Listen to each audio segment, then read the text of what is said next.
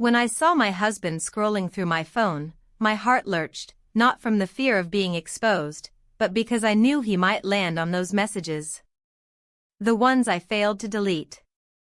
I reached for the phone on reflex, but he drew it back and kept reading. I studied his face as it shifted line by line, and felt the scaffolding of my life tilt in the span of a breath. Yes, he might learn the truth now. But not the whole truth.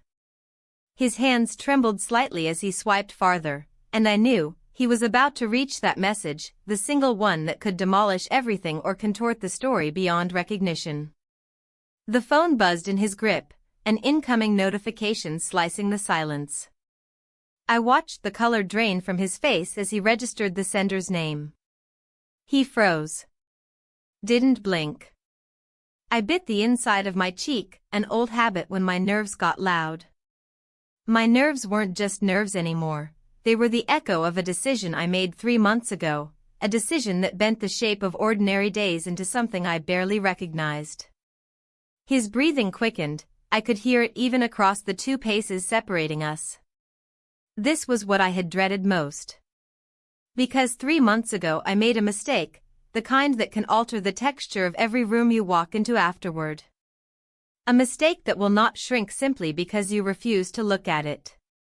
And now, I did not know what to do, except tell you how it truly happened. Before I share the secret I tried to hide for so long, tell me in the comments where you are watching from, and answer this. Have you ever held a secret so tightly that it ended up holding you back, until at the end it slipped through your fingers anyway?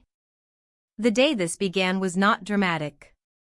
It was a Tuesday with weather that couldn't make up its mind, sunlight that kept withdrawing like a shy guest, a draft sneaking under the kitchen door despite the season.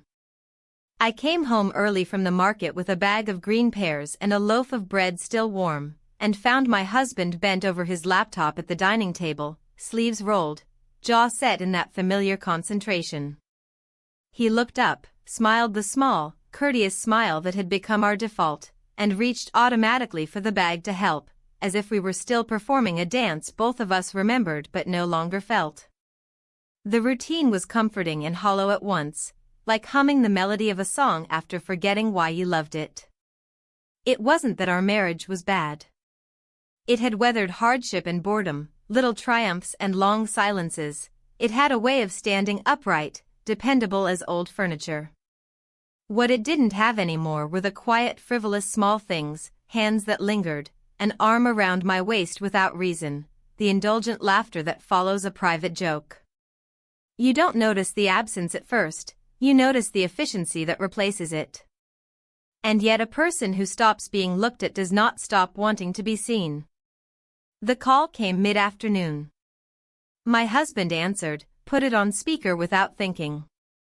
A familiar voice, his nephew, sounded tentative, apologetic, stranded between apartments while starting a short-term contract in the city. Just for a few weeks, he said. If it's a bad time, I'll book a motel. There was no question of refusing. Family has its own current. We told him to come. When he arrived that evening, the light had gone copper. He carried a single suitcase and a jacket folded over his arm, like someone careful about taking up space. He hugged my husband first, clapped his shoulder, then turned to me with the diffuse shyness of an adult still negotiating how to be young around older relatives. He thanked us for the couch, for the roof, for being easy to call. He had his mother's eyes, warm, observant, and her soft way of apologizing for ordinary needs. I made tea. He told me about the chaos of new paperwork, the factory quiet of the co-working space he'd been assigned, the commute that stitched together 2 bus lines and a walk along a canal with stubborn geese. My husband excused himself to finish a report in the study. The kettle hissed and clicked off. We settled into a rhythm that felt oddly unpracticed, 2 people trading small facts, testing the air for cues. He admired the old stained glass lamp in the corner. I told him it had belonged to my grandmother, that its green pooled light made winter less sharp. He listened the way some people do, with his entire attention and none of the impatience that often hides inside courtesy. It is unsettling, in a tender way, to be listened to like that after years of being heard efficiently. Not because it's romantic, not yet, but because it is rare.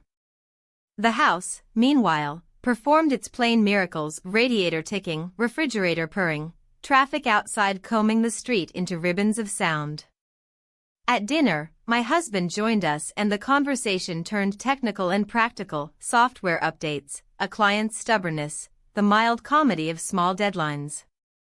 I watched the two of them, the familiar slope of my husband's shoulders next to the nephew's more restless stillness, and felt the ordinary relief of being part of a table with its own grammar. That first night, after the dishes, my husband returned to the study and we cleared the plates together. He moved with that considerate economy of a guest who doesn't want to intrude, stacking without clatter, rinsing without fanfare. When he reached for the towel, our fingers brushed. No lightning, no orchestral swell. Just a soft static of awareness that reminded me I had skin. I stepped aside and laughed it off, some small remark about the towel being treacherous and forever falling. He grinned and anchored it on the hook in one neat motion. Sleep that night arrived in slim slices. I listened to my husband's steady breathing and quietly catalogued the day: the pears, the call, the suitcase by the door, the lamp pooling its small green lake on the carpet. I told myself that the house would absorb this new person as it had absorbed other changes, like a cardigan that learns to fit another wearer without losing shape. I told myself that wanting to be seen was not a crime, and being seen by a kind pair of eyes did not constitute a betrayal of anything sacred. I believed both things and then, around 3 a.m, believed neither. Morning gave me practicalities to hold on to. I set coffee to brew, laid out the bread and the pears, found the good honey in the back of the cupboard. The nephew emerged, hair damp from a quick shower, the kind of neatness that reads like respect. "Smells good," he said, then corrected himself. "Thank you for this." For everything.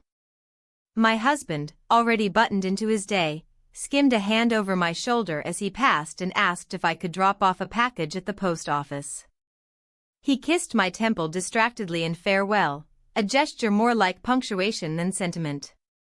The door closed behind him with its small, familiar thud.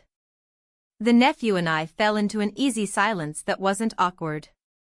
He checked the bus schedule on his phone, took a pear, turned it in his hands as if deciding whether to share it with Noon. I asked about his first meeting.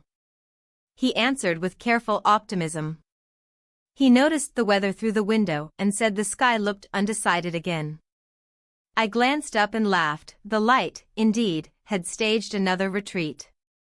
"It always does this in shoulder seasons," I said. "It never wants to commit." I wasn't thinking of the sky when I said it, but the sentence sat between us a moment too long. I dressed for errands with more attention than usual, not out of vanity, but because self-respect sometimes begins with a belt that sits right and a scarf that remembers your color. The mirror gave back a woman I recognized, older, yes, but with a posture that hadn't surrendered, eyes that still negotiated with the day. I chose a blouse that felt good against my skin.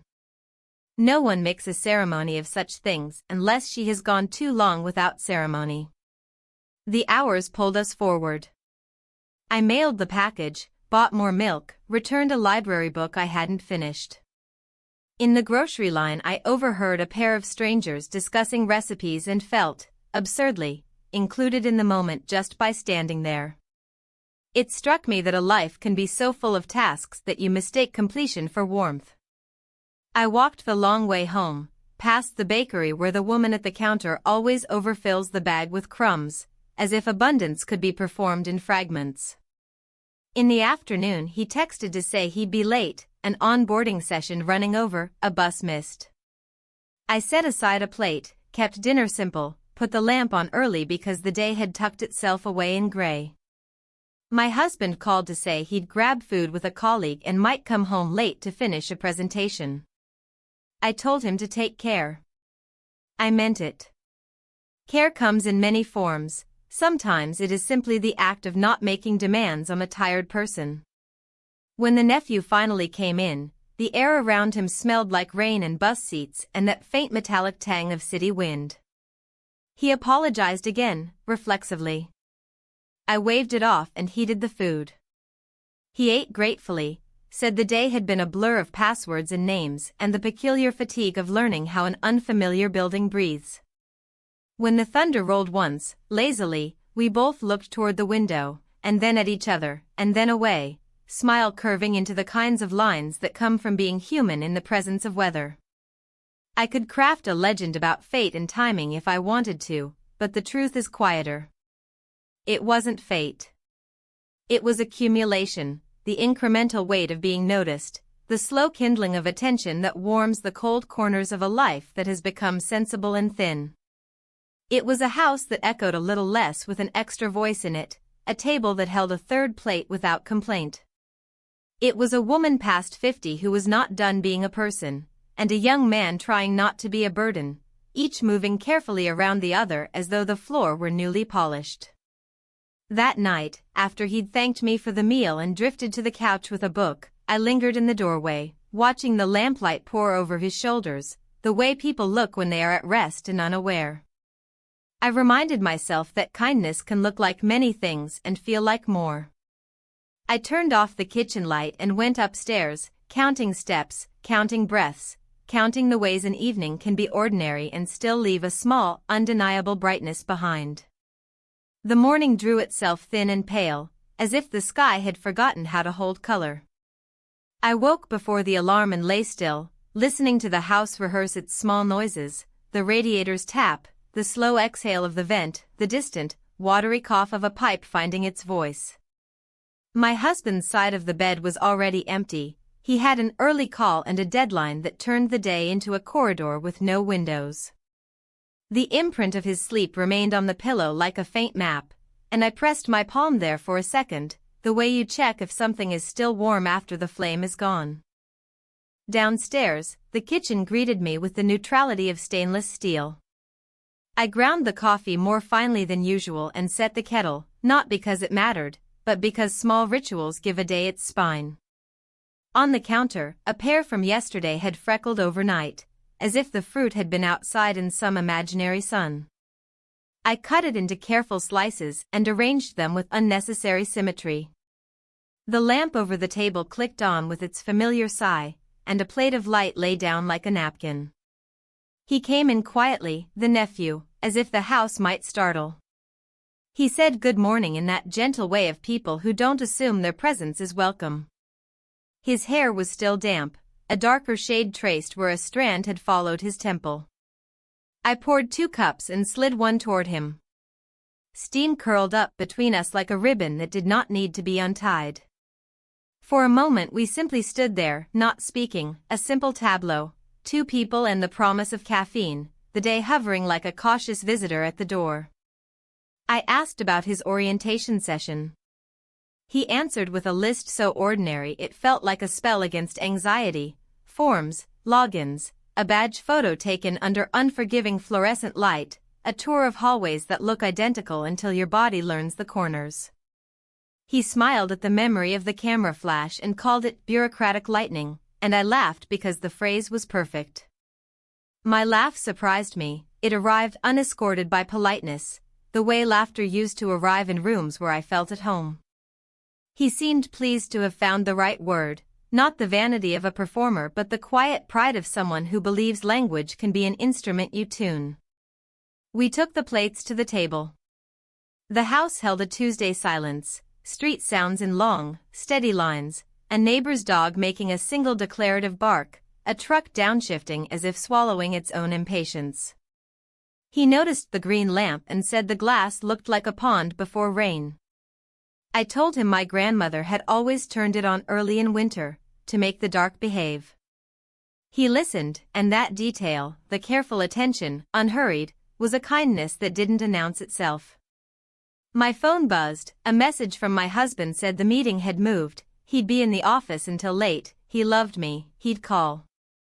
I typed a reply that was affectionate and efficient, then set the phone face down as if the screen were a bright insect I didn't want to attract. Across from me, The nephew was cutting his pear into smaller pieces, a habit, he said, he'd picked up in college because big slices always slid off the fork. The remark was nothing and something at once. It carried the echo of a life not yet set into its permanent shapes. I had planned to go to the market and the post office, but the sky pressed closer to the windows, flattening the day into a gray sheet, and a slowness settled over the kitchen. He asked if I knew a quicker bus to the co-working space. I reached for the transit app, and we bent over the phone together. Our shoulders almost touched. We spoke in short, practical sentences, the kind that allow breath to keep its rhythm. He smelled faintly of soap and the wool of his jacket, and beneath that, something like mint. I moved the phone slightly, and his hand shifted at the same moment. Our fingers grazed, then hesitated, the way a shallow wave considers the shore. Neither of us apologized. We simply recalibrated, and yet the air had changed, like the room had been tuned a half note higher. A draft found us under the door. I said I would check the hinge after breakfast. He stood to help clear the plates with the self-awareness of a guest studying the choreography of a house. We worked without speaking, tap water, towel, the brisk shine of a knife blade returning to the drawer. It was domestic and unremarkable, and inside its plainness something gathered, as if the air were learning to hold a new weight. He stepped to the sink to rinse a cup. I reached for the shelf above him to set a bowl in its place and misjudged the distance. The bowl tilted and slid, an inelegant piece of physics. He put his hand up fast and steadied it, palm open, a quiet save. We both exhaled. I murmured thanks and felt the quick flare of embarrassment that comes when your body performs a small betrayal of grace. He said, "Happens," and smiled not at me but with me, and the word was ordinary and whole. I told myself to go put on my shoes, to keep the day moving, to fetch the list from the corkboard and obey it. Instead I stood there with the bowl in my hands, suddenly aware of the way the ceramic cooled my skin.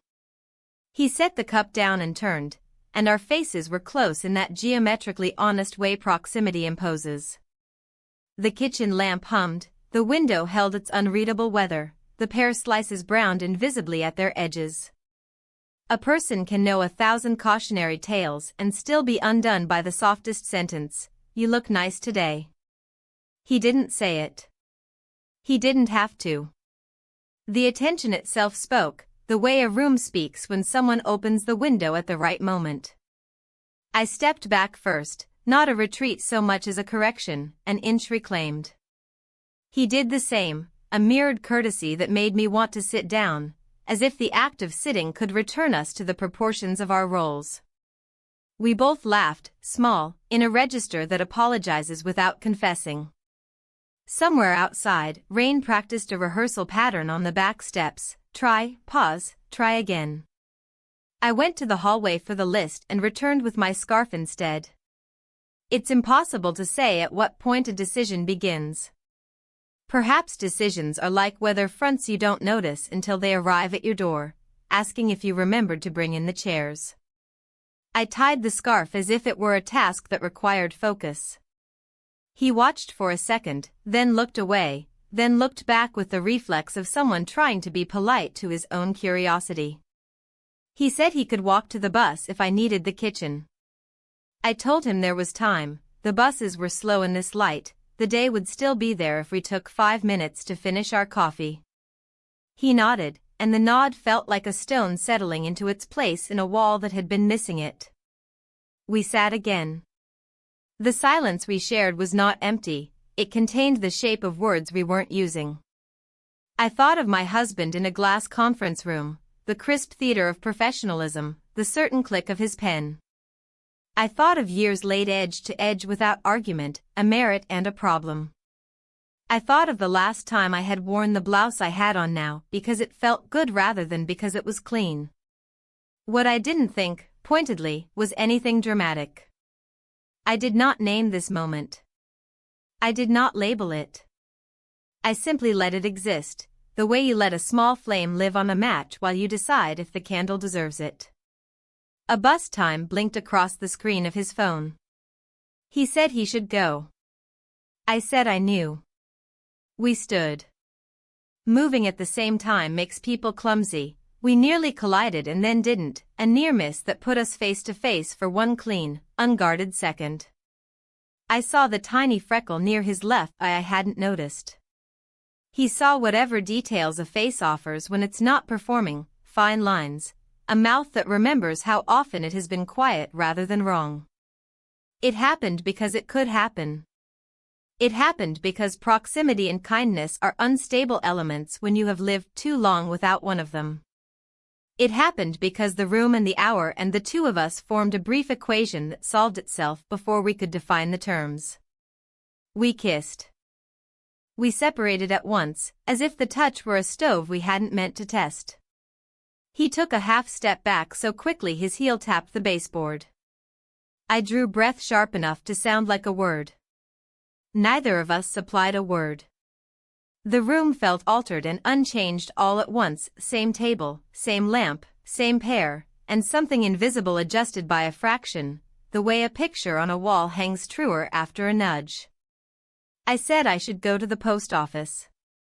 He said he should catch the number 8. My voice sounded normal, or close enough to pass in daylight. He reached for his jacket, then paused mid-motion, as if waiting for a signal from a traffic light that hadn't been installed. "Thank you for breakfast," he said, and the sentence, in its ordinary costume, was almost kind enough to hide what had just occurred. I nodded. The door made its soft thud as he left, the busier echo following a moment later as Rain found the courage to commit. I stood at the sink and rinsed the cups, even the one he had already rinsed, and set them to dry. My hands moved on their own. Habit is a rail you grip when the room tilts. In the window's reflection, I saw a woman who looked like me but steadier, which was either a good sign or denial wearing a reliable face. I dried my hands carefully and wrote a new list on the back of the old list: milk, time, light bulb for the porch, because inventories calm the part of the mind that's afraid of empty shelves. Outside, umbrellas opened like quiet arguments with the sky. I walked to the post office, counting my steps as if the numbers could build a bridge back to before. The clerk greeted me by name and weighed the package with ceremonial precision. In the tiny store next door, I bought a bunch of time that smelled like patience. A woman at the register told a story about her grandson's science project, and her pride put a shine on the dull aisle. I thanked her for the bag and stepped back into a rain that had found its steady voice. By the time I reached home, the house had the insulated hush of daytime, the pause of rooms waiting for evening. I put the time in a jar, changed the bulb on the porch, straightened a stack of mail until the edges behaved. The phone on the counter was a square of temptation. I did not touch it. The point, I told myself, was not to explain but to proceed. Explanations are for history, and this was weather, immediate and shifting. When my husband called at noon, I answered with the ordinary warmth of a person grateful for the call. We discussed the presentation, a grocery item he'd remembered too late, a neighbor's hedge that needed trimming. I made a sound of sympathy when he sighed, and it was not counterfeit. Care is complicated. It can coexist with a dozen other truths without canceling them. Afternoon stretched. The bus schedule said what it always says: time is a grid if you choose to see it that way. I folded laundry, each shirt a brief rectangle of compliance, each towel a soft summary of usefulness. I opened a window. The rain had weakened into the gentlest insistence, a whisper that didn't require an answer. When I closed the window, I caught my reflection again and did not look away. There I was, a woman whose life had not exploded, who had not made vows into rubble, who had nonetheless crossed a line she had never meant to redraw. Near evening, the light deepened into that greenish cast the lamp loves. I turned it on and watched the room soften as if the day had inhaled and finally let itself exhale.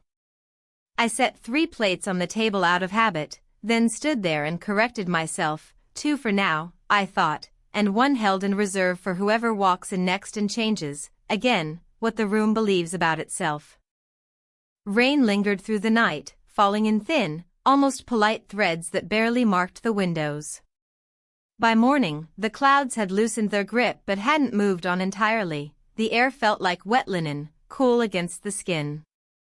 I woke to the sound of the garbage truck lumbering down the street, its mechanical arms clanking, the kind of noise that sets the tone for an ordinary weekday.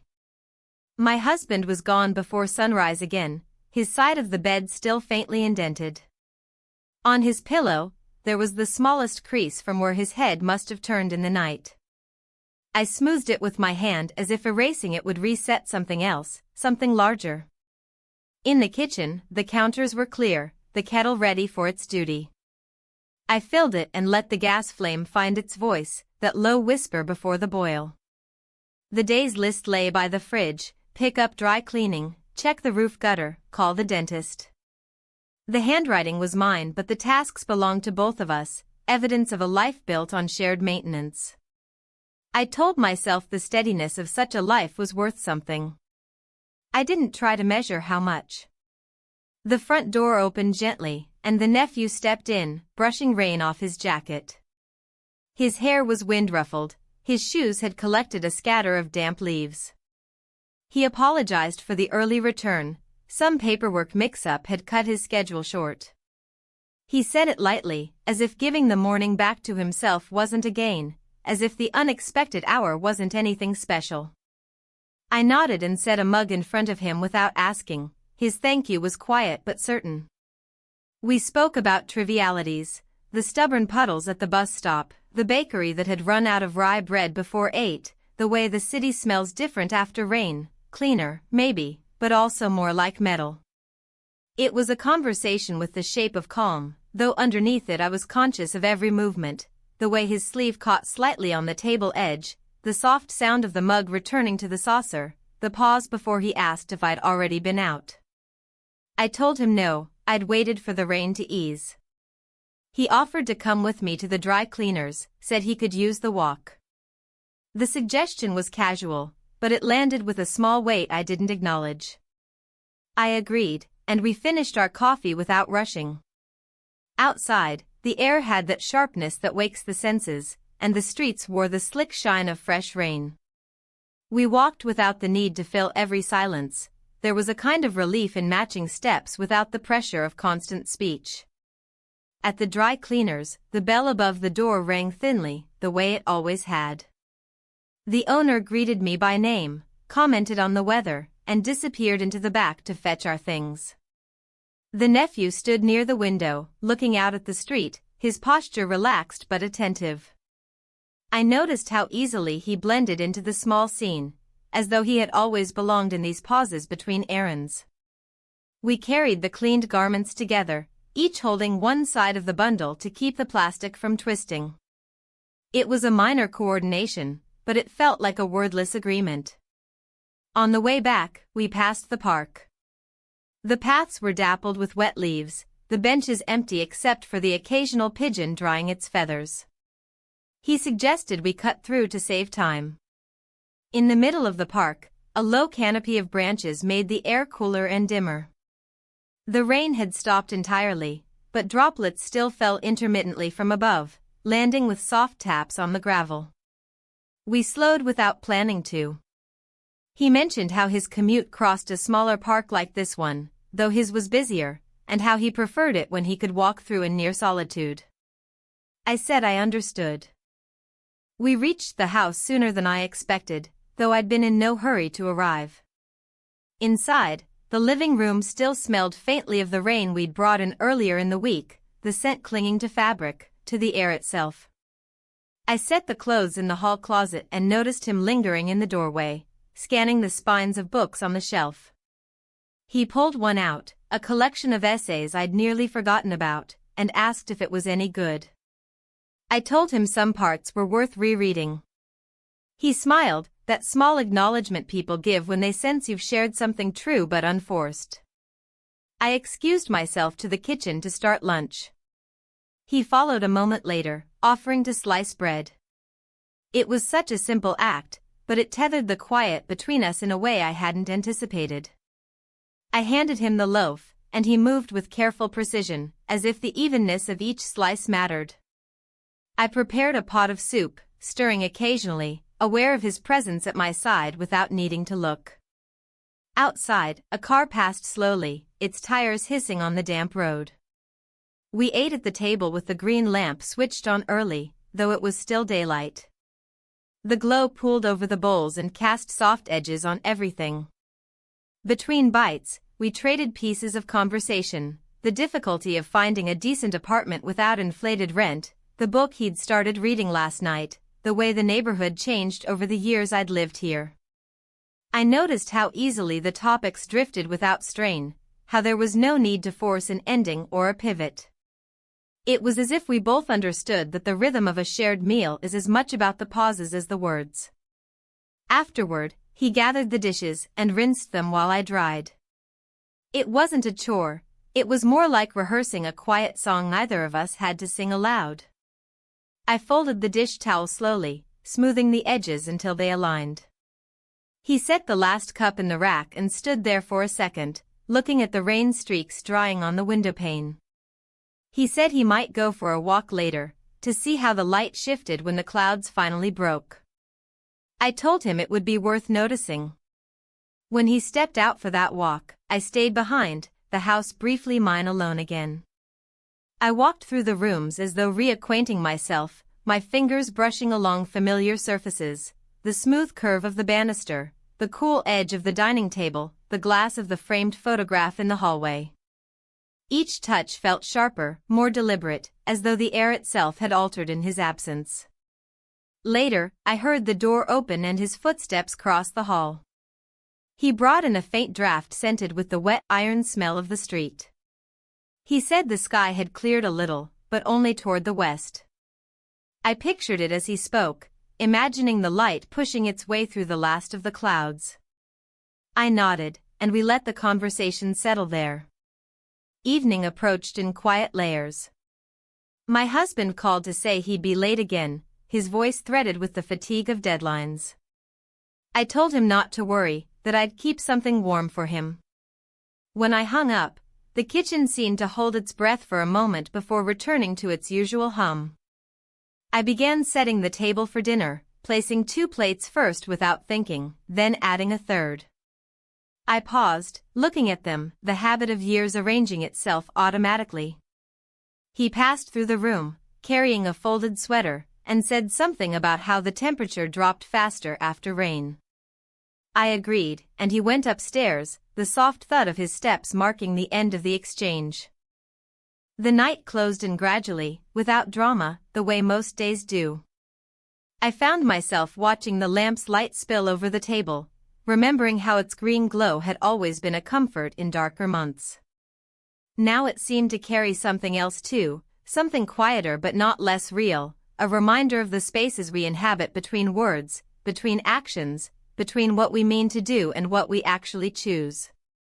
The hook came as a power flicker, an offbeat blink that turned the kitchen into a negative of itself before the lights steadied and hummed back to life.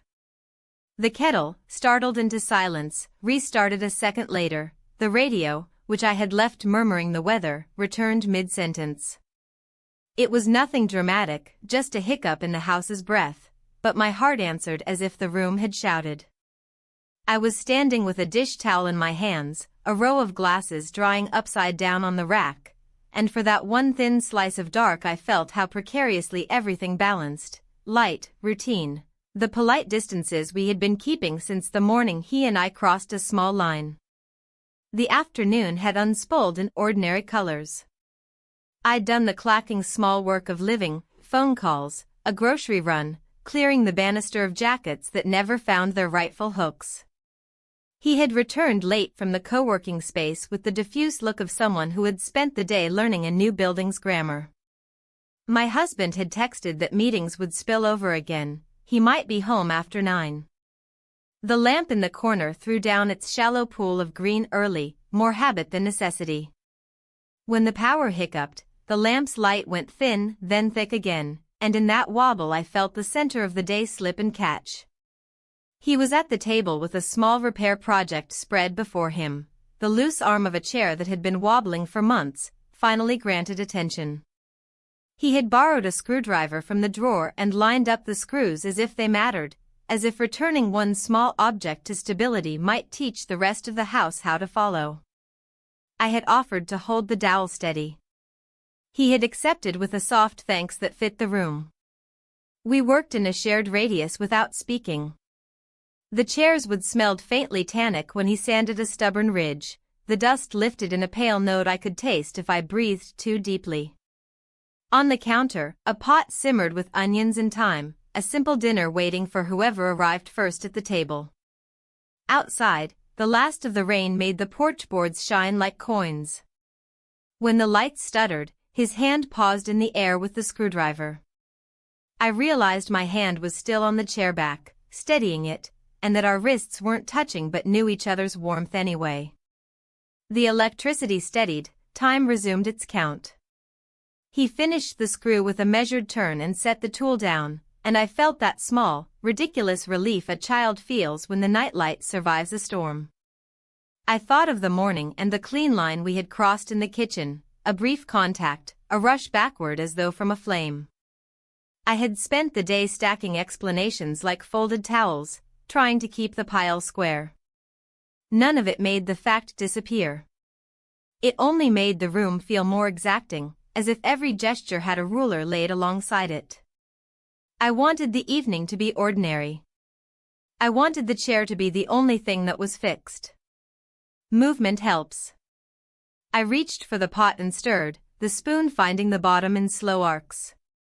He rose to wash his hands, sleeves pushed to the elbow, the simple choreography of water and soap and a towel. The radio announced a cold front moving in, a shift in wind that would bring clearer skies tomorrow. The kind of forecast you accept without thinking because it aligns with what your body already suspects. He suggested, almost offhand, that we throw the repaired chair in the trunk and drive it to the upholstery shop before they closed. The seat had been wearing thin, and the shop was on the way to the waterfront. We could walk along the pier, he said, if there was time, and the air would be good for clearing the glue smell from our heads. The offer was ordinary, something two people might propose after solving a domestic puzzle: deliver, walk, return. But it arrived with a small weight. I nodded because the errand sounded practical and because the house had just made it clear how lightly it held us. A street, even a wet one, felt like a good idea. We lifted the chair together and fitted into the trunk with an adjustment that made me think of Tetris and shared timing. On the way, the streets were wider than usual, scrubbed by rain. Puddles held the dull sky in shallow bowls. A cyclist passed with a judicious spray from his back tire. I drove. He watched the crosswalks and read the shop hours from his phone. The heater made polite work of the damp. We said little. It wasn't chilly in the car, but a small draft found the seam between window and door, and I pressed my knee closer to the console to avoid the cool thread of air. The upholstery shop was lit in that yellow that exists only in places where work happens by hand. A radio played softly from the back. The counter held a catalogue of fabrics, their squares like a book of weather. The owner remembered me and made a note about the seat, promised to firm the padding without changing the profile, said a week if the supply truck behaved. We nodded in the competent rhythm of people who maintain things rather than replace them. After we left, the pier felt like the practical extension of the errand, a straight line at the end of a tidy sentence. The wind on the water carried the sun's patience and the city's nickel smell. Boats shifted against their ropes with that small resigned music boats make. We walked without purpose, which is different from walking without thought. Couples passed in pairs of sensible shoes. A father coaxed a stroller's wheels over the lip between boards. A gull hopped sideways with the streetwise confidence of a minor thief. He pointed out a bright buoy beyond the breakwater, a spot of color in the slate and pewter. I described the old ferry schedule from years ago, how the horn used to sound at 4 in the afternoon like a mild directive to start heading home. He turned his collar up. We weren't huddled, we were parallel, two lines following the same path with a measured space between them. I was aware of his shoulder in the peripheral way you are aware of a rail you aren't holding but could. My hands were in my pockets for warmth, and because pockets give a person something to do when doing nothing would betray her. If there was a moment to say something dangerous, it would have been there: clear air, no audience, all the raw materials of honesty within reach. But honesty is not the same as confession. Honesty admits the weather, confession names the direction of the wind and asks for a map. I didn't want a map. I wanted the walk. We turned at the pier's end because everyone else did. Routine has its own comfort, even when you are testing its edges. On the drive home, the sky broke open toward the west like a seam that had finally yielded. Light fell in a long, gold line across the road, briefly convincing the asphalt to look like a river. He noticed it and didn't say so. I noticed that he noticed and didn't say so either. Sometimes restraint is the only language two people share fluently. Back at the house, the power had kept its promise to stay. The lamp took its corner like a returning character. I set the pot to reheat. He checked the mail and sorted it into small, obedient piles: bills, flyers, a thin envelope from a charity with a winter photograph on the front. My husband texted that he would be later still. The client had moved the goalposts.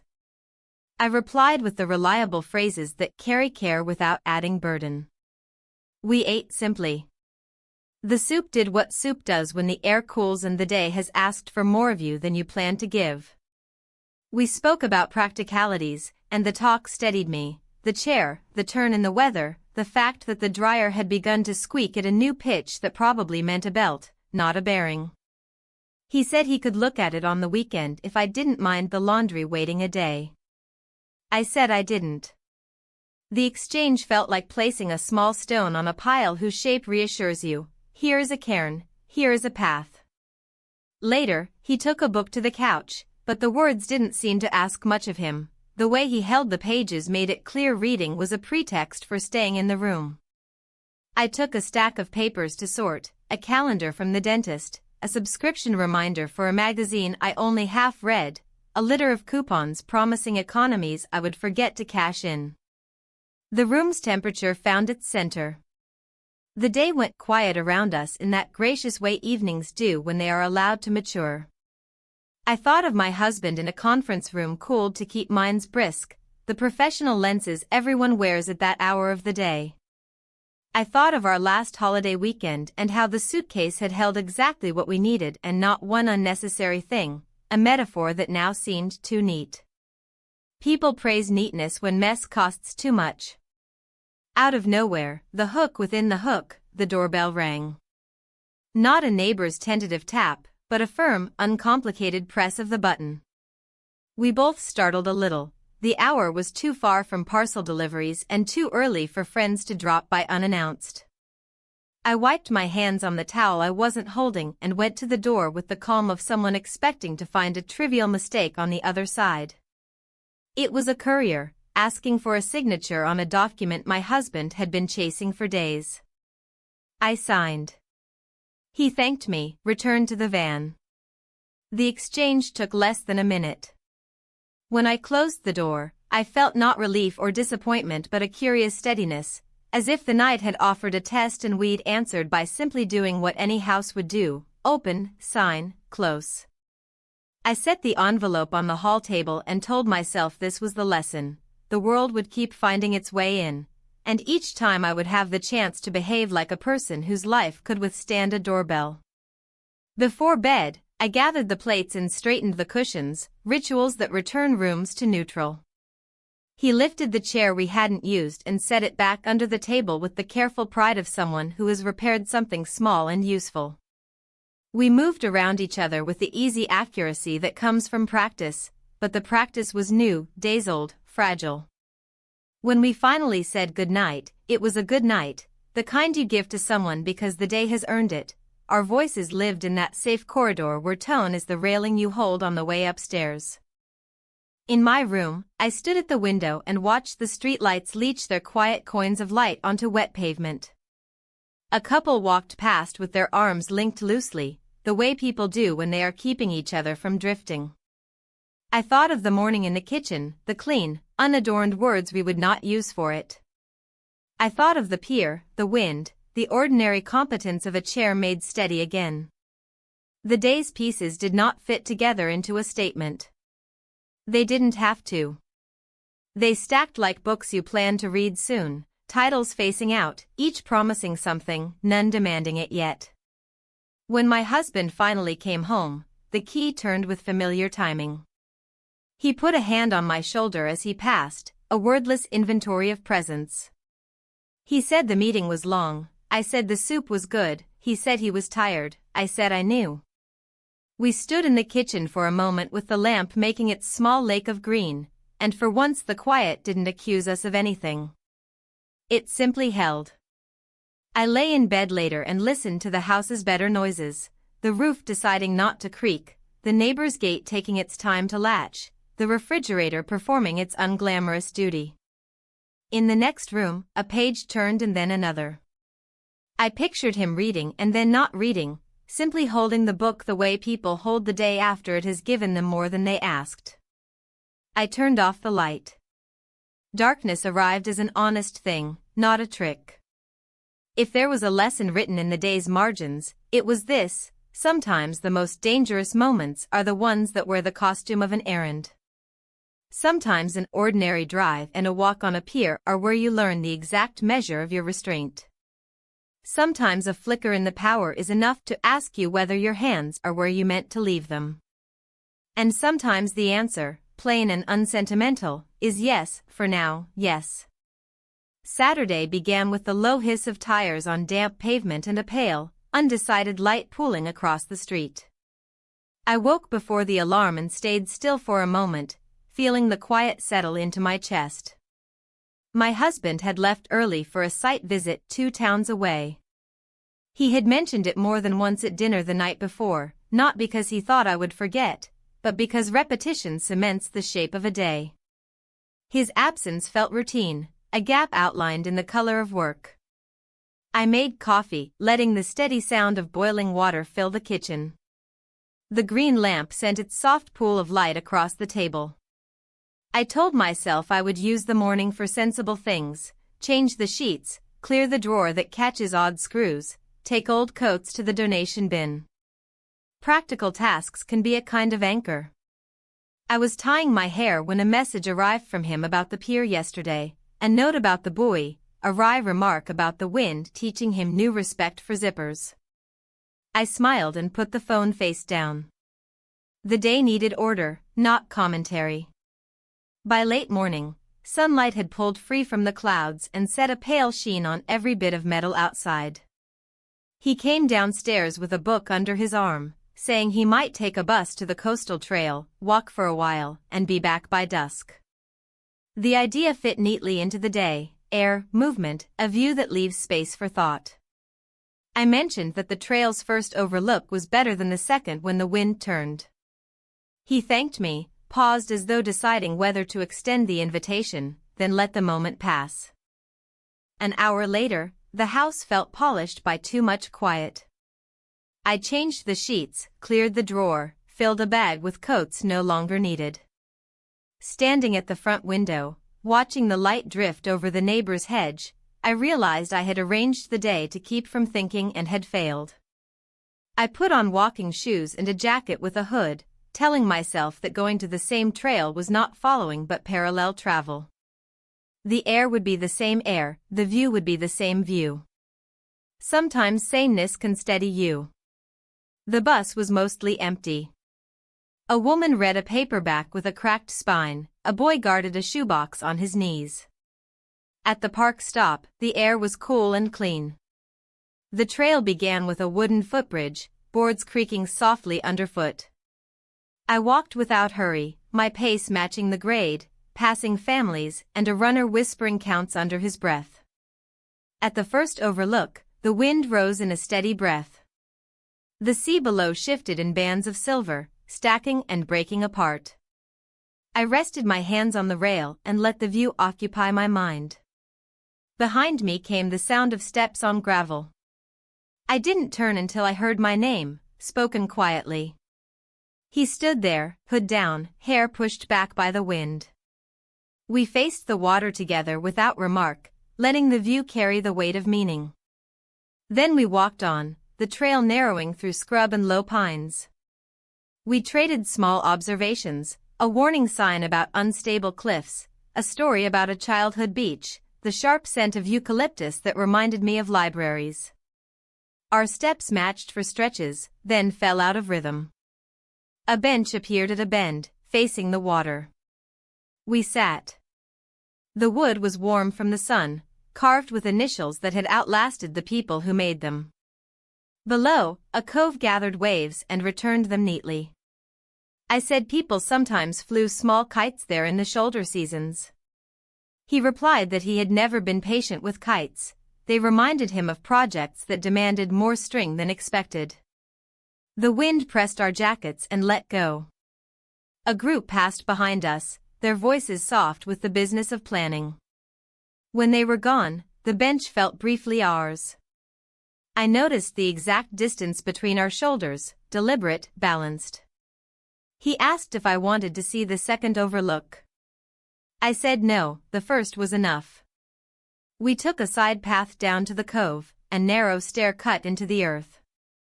The sand below was patterned with damp and dry patches, crossed by gull tracks. We walked near the waterline, where the ground was firm.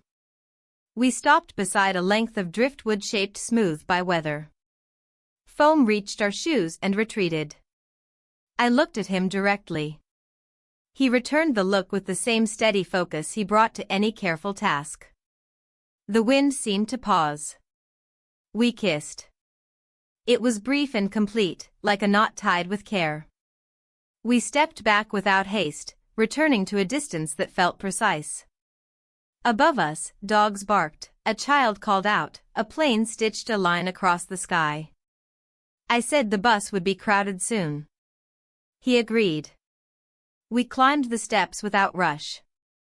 On the footbridge I paused to watch a leaf turn in a small whirlpool. At the stop we left space between us. When the bus arrived, I took a seat near the middle. He stood by the rear door, one hand on the pull, eyes on the window. At home, the house welcomed us with its patient list of sounds. I hung my jacket, set the donation bag by the door, washed my hands longer than needed. He went to his room with the quiet of someone carrying something that had no place to set down. Evening built itself from small tasks: chop vegetables, set water to boil, fold a towel neatly, answer my husband's message about traffic and his expected time. The green lamp lit its corner, as if nothing had shifted. Sunday morning moved slower, as if the hours themselves had decided to take their time arriving. I woke to the muffled sound of church bells from 2 streets over, their rhythm softened by distance and the closed windows. My husband was still asleep beside me, one arm draped loosely across the blanket, his breathing steady and even. I lay there a moment longer, thinking of the week ahead, telling myself that ordinary plans were enough to anchor me. When I finally rose, I did it quietly, careful not to disturb him. In the kitchen, the light was muted by the thin layer of clouds outside. I made coffee, the familiar scent curling through the air like a practiced reassurance. On the counter sat the bag of vegetables from yesterday's market, a mix of greens and root vegetables that I'd promised myself I'd turn into soup today. I rinsed the carrots and peeled them slowly, listening to the scrape of the knife against the cutting board. The house felt balanced in those moments, no one moving between rooms, no phones ringing, no interruptions. Footsteps on the stairs broke the quiet. He appeared in the doorway, hair slightly tousled, a sweater pulled on over a t-shirt. He greeted me softly, his voice still low from sleep. I nodded, gesturing toward the coffee pot. He poured a cup and leaned against the counter, not saying much, letting the space between us fill with the simple sounds of the kitchen. My husband would sleep late on weekends if he could, and I knew we had at least another hour before he stirred. We spoke in low tones about practical matters, the weather holding steady for another day, the likelihood of rain returning midweek, the small repairs the porch still needed before winter. The kind of talk that leaves no trace, but occupies the air just enough to keep silence from feeling deliberate. I asked if he had any plans for the day. He said he might go for a long run, maybe take his book to the park afterward. I told him it sounded like a good idea. My husband came downstairs later, rubbing the back of his neck, smiling faintly at the smell of coffee. The three of us sat at the table for breakfast, and conversation shifted toward the news headlines, a neighbor's new fence, the recent changes to bus routes. I kept my voice even, my gaze steady, feeling the strange dual awareness of being both in the moment and just outside it, watching from a step back. It wasn't discomfort, more a heightened sense of how each exchange now carried another layer beneath it. By midday, my husband had left for a few hours to meet an old friend for lunch. He'd mentioned it earlier in the week, and I'd encouraged him to go, knowing how rarely he made time for those visits. The house was quieter again, but not empty. I set about cleaning the living room, dusting the shelves, straightening the magazines on the coffee table. He was upstairs for most of that time, the occasional creak of the floorboards marking his movement. The rhythm of ordinary work kept my hands occupied, even as my thoughts wandered. Later, he came down with a folded load of laundry and set it neatly on the armchair. He asked if I needed help with anything else. I said no, the rest could wait. There was no rush, and neither of us seemed in a hurry to invent one. I offered to make tea, and he accepted.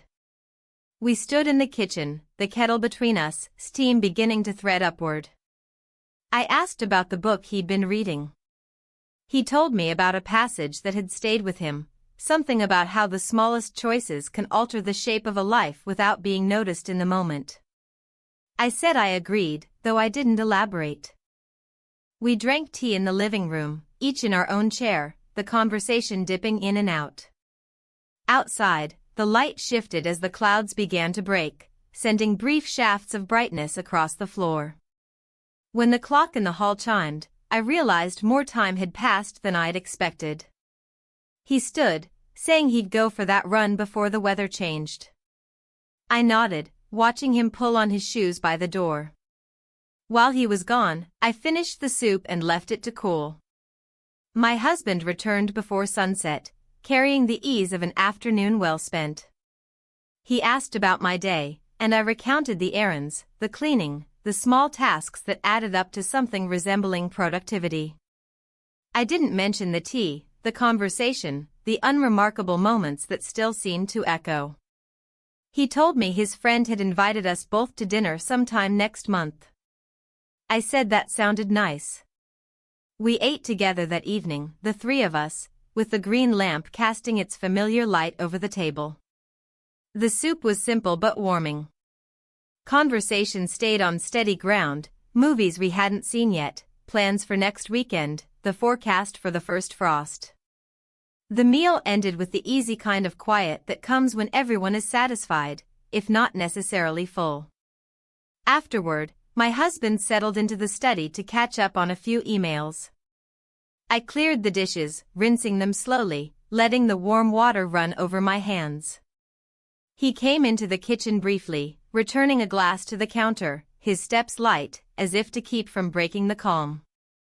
We didn't speak, but there was an acknowledgement in the brief meeting of our eyes, not charged, not avoidant, just aware. The evening moved toward night in its usual way. Lamps clicked on. The house exhaled its stored warmth into the rooms. I folded the laundry he'd left earlier and placed it outside his door. The sound of pages turning reached me faintly as I passed, the steady rhythm of someone reading without haste. In my own room, I made a note of the tasks for Monday, drawing a neat line under the day. When the lights were finally out, the house settled into its nighttime sounds, the occasional tick of cooling pipes, the soft hum of the refrigerator, the distant shift of branches outside. I lay still, letting the quiet settle around me, holding on to the knowledge that, for now, everything remained in its place, even if some of it was balanced more delicately than it seemed. The week began with a sky so clear it almost felt deliberate, as though the weather wanted to erase the damp heaviness of the days before.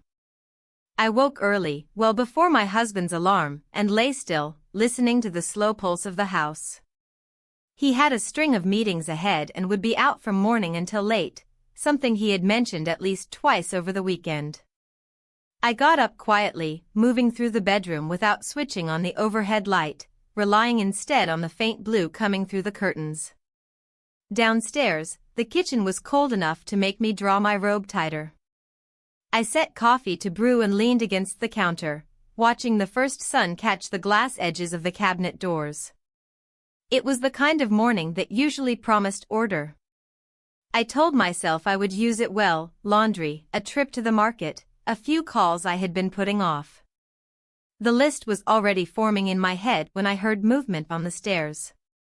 He appeared, hair damp from a shower, a gray sweater soft at the sleeves. His greeting was brief, voice low, as if he didn't want to fracture the stillness entirely. He poured himself coffee and sat at the table, scrolling absently on his phone. My husband came in not long after, tying his tie as he crossed the room. We exchanged the usual remarks about traffic, the weather, reminders about errands. Then he was gone, leaving behind the faint scent of his aftershave and the familiar sound of the door closing. The shift in the air after he left was almost physical. I began clearing breakfast things, moving dishes to the sink, wiping crumbs from the table. He stood, offering to dry while I washed. We worked side by side without much talk, the rhythm of plates and cloth filling the space. It felt almost like preparing for something without naming it. By mid-morning, I was upstairs changing the sheets when I heard him in the garden. The back door was open, and the sound of raking reached me in regular strokes. I went out with a bag for the cuttings, and we worked together without needing to plan it, he clearing the paths, me collecting what he gathered. It was cool but bright, the kind of light that made the air feel thinner. When we finished, we stood for a moment at the back gate, looking at the tidied space as though it belonged to both of us. After lunch, which we ate separately in different rooms, I decided to walk into town. The market was lively with its usual weekday customers, people moving in deliberate patterns from stall to stall. I bought bread, some fruit, and a small bunch of flowers without thinking too hard about why. When I returned, the house was quiet. He was reading in the living room, one leg tucked under him, the green lamp casting its steady circle. I set the flowers in a jar and placed them on the windowsill, the stems catching the light. The afternoon stretched, unhurried. My husband sent a message saying he'd be home later than expected. I read it twice, my mind moving ahead without meaning to. I went upstairs to put away laundry and found myself standing at the window, watching the street as the shadows began to lengthen. He knocked lightly on the doorframe before speaking, asking if I wanted to walk before it got dark. I hesitated only briefly before agreeing. We went out through the back, taking the quieter streets. The air was cooling quickly, the faint smell of wood smoke drifting from somewhere nearby. We spoke about surface things, the changes in the neighborhood, an empty house on the corner that might be sold soon, the way the trees were already losing more leaves each day. Our steps matched easily, as if we had been walking together for longer than we had. When we returned, the house felt warmer. I switched on the lamp in the kitchen, and he filled the kettle. We stood close without leaning toward each other, the nearness an unspoken choice. I reached for the tea leaves at the same time he moved toward the mugs, our hands almost meeting before we each shifted back by a fraction. It was the smallest of pauses, but it carried the weight of a dozen unspoken things. We sat in the living room, the tea cooling slowly between sips. Outside, the streetlights blinked on one by one, their reflections stretching across the damp pavement. The quiet between us was steady, not tense, as though we were both guarding it. My husband's message came again, another delay, a quick apology, no details. I put the phone down without answering immediately. He looked toward the window, then back at me. There was no signal, no agreement spoken aloud, but the moment had its own clarity. The decision was not dramatic. It was simply the next thing in a line of moments that had been drawing closer together without force. Later, when the house was silent and the night had pulled itself fully around the windows, I knew I would remember it not for what was said, but for the fact that nothing needed to be. We spent the night together. The morning after felt different in ways that were hard to define, but easy to notice. The house had the same walls, the same windows, the same uneven creak in the third stair, yet the air seemed denser, carrying something that hadn't been there before. I woke early, not from an alarm but from the faint awareness of light through the curtains.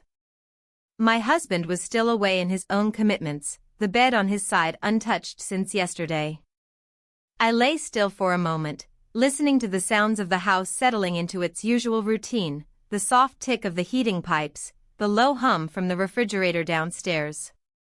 When I finally rose, the floorboards were cold under my feet. I wrapped a sweater around myself and made my way to the kitchen. The light outside was muted, the kind of pale that makes every shadow look sharper. I set the coffee to brew, the smell curling into the air, grounding me in the familiar motions of morning. A glass was still on the counter from the night before, rinsed but not put away. I picked it up, drying it carefully before returning it to its place, my hands moving slower than usual. He appeared not long after, stepping into the kitchen with a nod that carried no more weight than any other morning, yet meant more to me than I wanted to admit.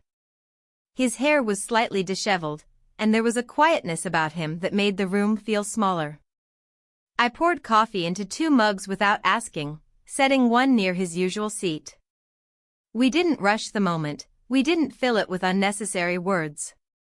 The silence between us was not strained, but it was aware of itself.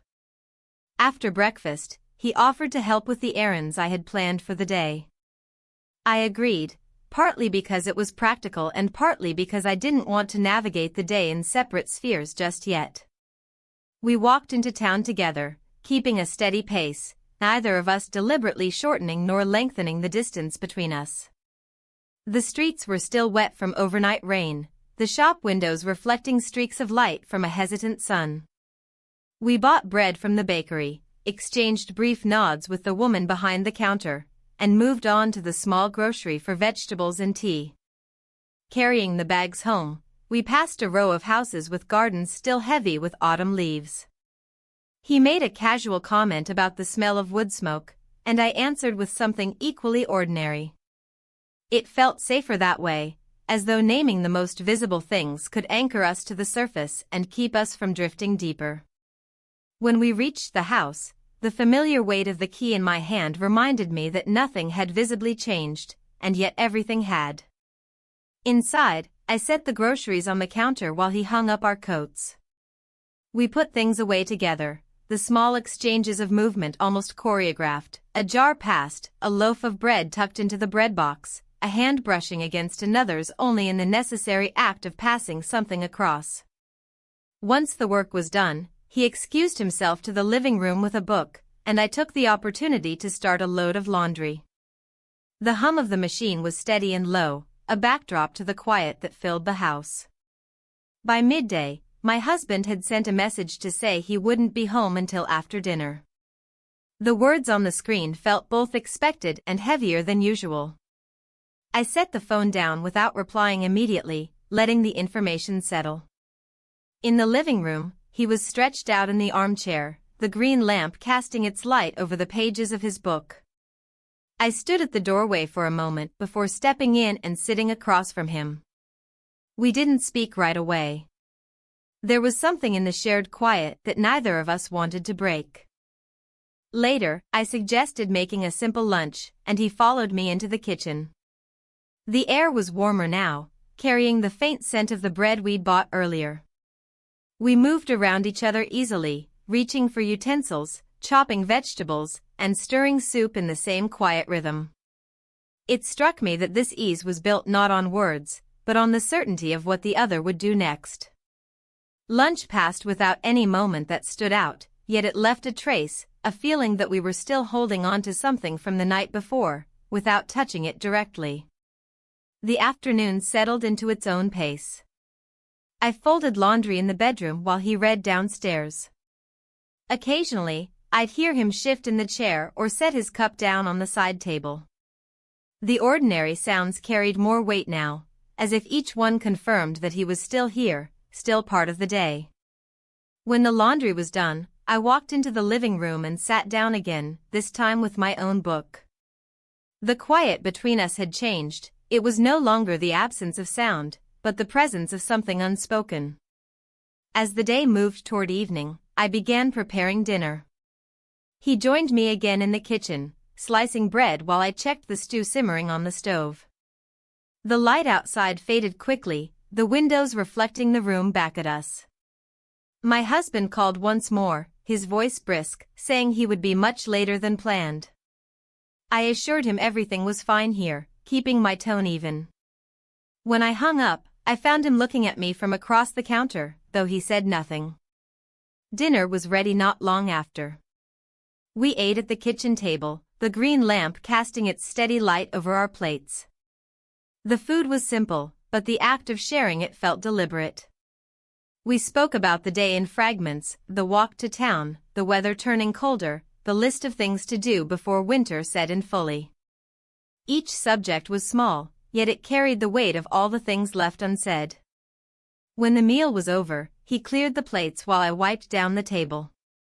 The movements were smooth, practiced, almost as if they belonged to a routine we had been keeping for longer than was possible. After the dishes were done, we both lingered in the kitchen for a moment, neither making the first move to leave. The ticking of the clock on the wall seemed louder than usual. Eventually, he picked up his book again and I busied myself with small tasks, checking the locks on the windows, setting out the bread for tomorrow, refilling the kettle for morning. By the time I returned to the living room, the house had settled into its evening quiet. The green lamp glowed steadily in its corner, the book rested in his hands, and the space between us felt both closer and more carefully measured than it had in the morning. When I finally went upstairs, I paused at the landing, listening for a moment to the faint sounds below, the turning of a page, the shifting of weight in the chair. Then I continued on, the familiar creak of the third step under my feet, the same as it had always been, carrying me toward a night that would be quiet, deliberate, and unchanged on the surface, even if nothing inside it truly was. The next morning began with the pale stillness that comes after several days of unsettled weather. The air was cool, almost sharp, and the sunlight fell in long, unbroken shapes across the floor. I woke earlier than usual, the quiet of the house making every sound sharper, the click of the heating turning on, the faint creak in the pipes, the muffled rustle of a branch brushing against the siding outside. My husband's side of the bed was already empty. He had left for work before dawn, leaving behind the faint, familiar scent of his cologne in the hallway. I moved slowly through the morning routine, careful not to disturb the fragile calm that seemed to hold the house together. In the kitchen, I made coffee and set out bread to toast, my hands moving in practiced motions without much thought. The green lamp cast its steady circle of light across the table, even though the daylight was already filling the room. I poured my coffee and stood at the counter for a moment, just listening to the low hum of the refrigerator. He came downstairs quietly, as if he didn't want to break whatever rhythm I had found. His expression was neutral, polite, but I caught the quick flicker of his eyes as they met mine. I poured a second mug without asking, sliding it across the table toward him. We exchanged a few words about the weather, the sharpness of the air, the kind of trivial observations that keep a space comfortably neutral. Still, the air between us held a weight that had not been there before last week. After breakfast, he excused himself to make a few calls upstairs. I cleared the table and washed the dishes, the sound of water and the soft clink of ceramic anchoring me in the moment. The routine felt necessary, like building a frame around the day before it could shift into something less stable. Mid-morning, I decided to run errands. I made a small list: the post office, the hardware store, a stop at the market for fresh vegetables. As I put on my coat, he came down the stairs and offered to carry the heavier bags if I wanted company. The offer was practical enough to accept without hesitation. We walked into town together, keeping an easy pace, our conversation turning toward neutral topics, the storefront on the corner that had changed hands again, the early frost that might come next week, the way the river looked higher after the recent rain.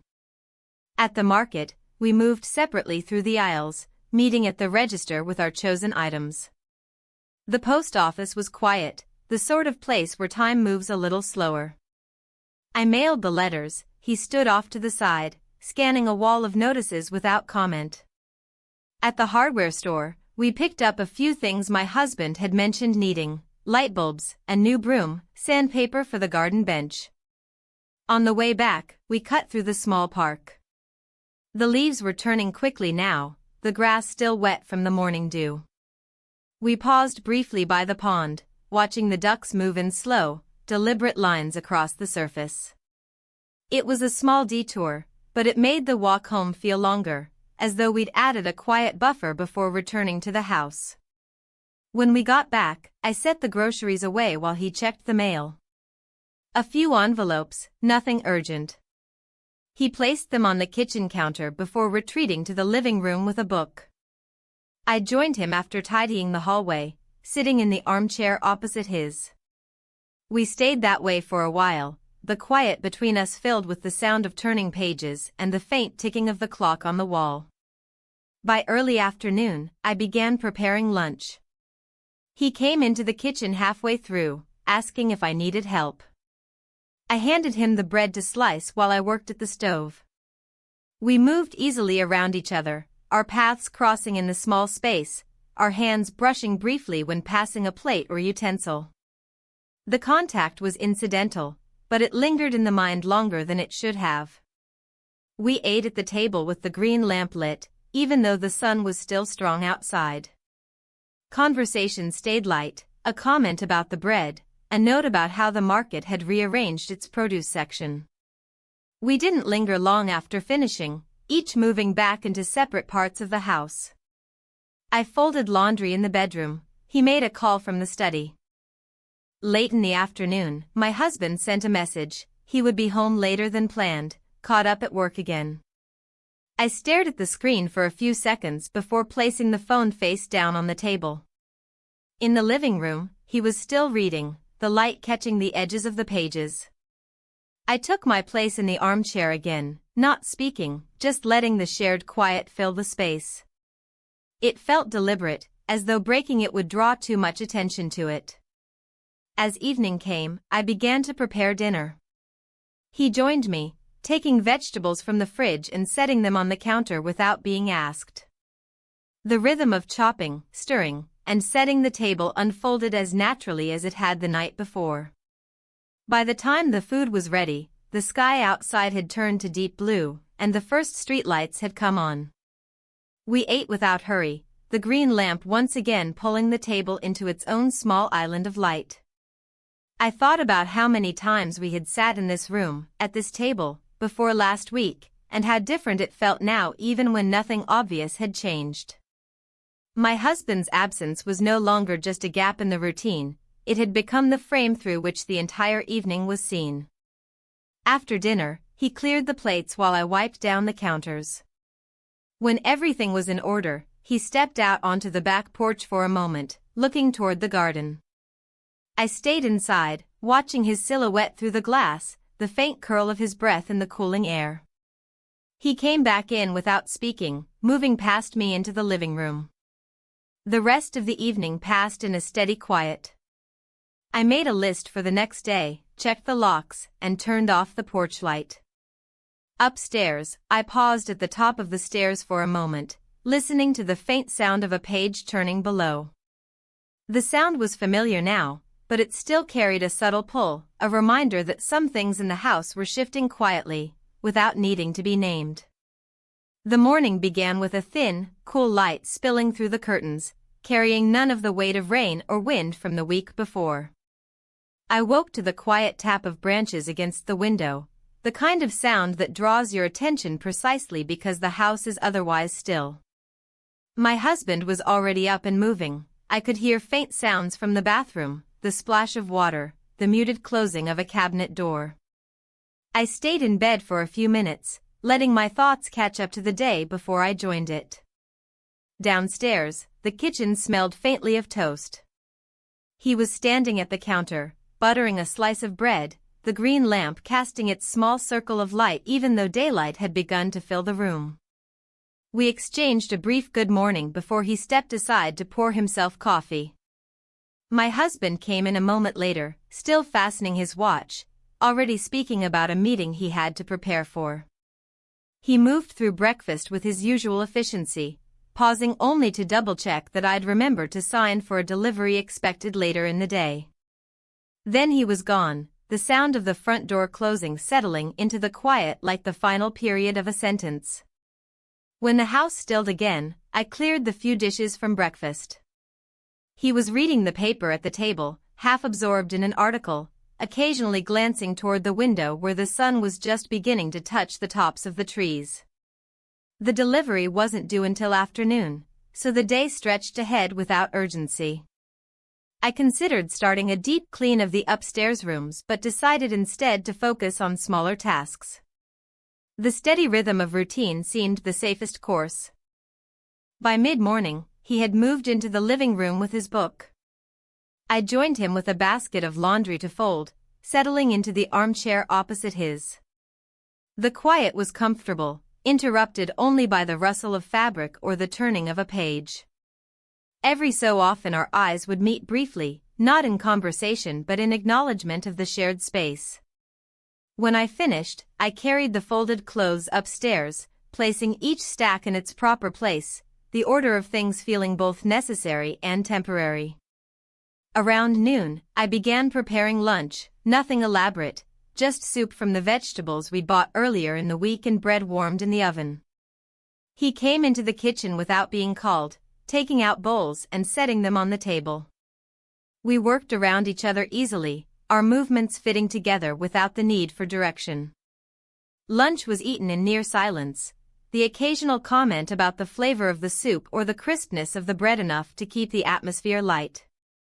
Afterward, I washed the dishes while he dried them, both of us moving at a pace that matched the slow unfolding of the day. The delivery arrived earlier than expected, the knock at the door breaking the stillness with its sharp, practical sound. I signed for the package, thanked the driver, and set the box in the hallway for my husband to open later. The moment was brief but grounding, a reminder of the simple exchanges that mark the hours. In the afternoon, he went for a walk, saying he wanted to make the most of the clear weather before it shifted again. I stayed behind, using the time to sort through a drawer in the hallway that had been gathering odds and ends for months. The quiet work kept my hands occupied and my mind from drifting too far. When he returned, the air around him carried the faint scent of the outdoors, a mix of cool air and something faintly metallic from the river nearby. He mentioned seeing the first few leaves fall in the park, and I pictured them without needing to ask for more detail. The rest of the afternoon passed without urgency. He read in the living room, I took my sewing to the kitchen table, where the light was better. The soft repetition of stitches, the feel of fabric between my fingers, made the time pass in an even rhythm. Occasionally I'd hear him shift in his chair or set his cup down on the table, small sounds that marked his presence without interrupting the calm. As evening approached, my husband called to say he would be home on time for dinner. His voice was lighter than it had been in recent days, and I noted the difference without commenting on it. I began cooking not long after, moving through the familiar steps with practiced efficiency. He joined me, chopping vegetables while I tended to the pot on the stove. The kitchen filled with the warm scent of herbs, a comfort in itself. When my husband arrived, the three of us sat down together. Conversation was steady, moving from work updates to small neighborhood news. The green lamp cast its familiar light over the table, the same way it had countless times before, though I was more aware of it now. The meal passed without any pauses that felt too long, without any looks held for a fraction too long, everything kept to its proper place. After dinner, my husband went to the study to make a call. I began clearing the table, and he helped without a word. The clink of plates, the running water, the sound of the dish towel being hung to dry, all small, ordinary sounds that carried more weight than they should have. When the kitchen was in order, he stepped back into the living room, and I followed a few minutes later, sitting in my usual chair. We stayed like that until my husband returned, the three of us in the same room but each in our own separate corner of the evening. Later, when it was time to go upstairs, I paused in the hallway, listening to the steady, low murmur of my husband's voice in the study. The sound was familiar and anchoring, yet it reminded me that the house now held more than one kind of silence. I climbed the stairs slowly, the creak in the third step sounding exactly as it always had. In my room, I switched off the lamp and stood for a moment in the dark, letting the quiet settle over me.